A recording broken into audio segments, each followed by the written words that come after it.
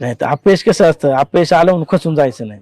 तिथून पुढे आपण तयारी करतो आणि लोकांना वाटतं बघा कसं सारखा पळतो म्हणून अपयश येतं, म्हणून बैलाला मी आराम दिलाय. आता आपण 11 तारखेला बघू शेवट कसं असतंय, नशीब असतं. बर. रामाला तर इच्छा आहे, 1 नंबर करणार बकासूर.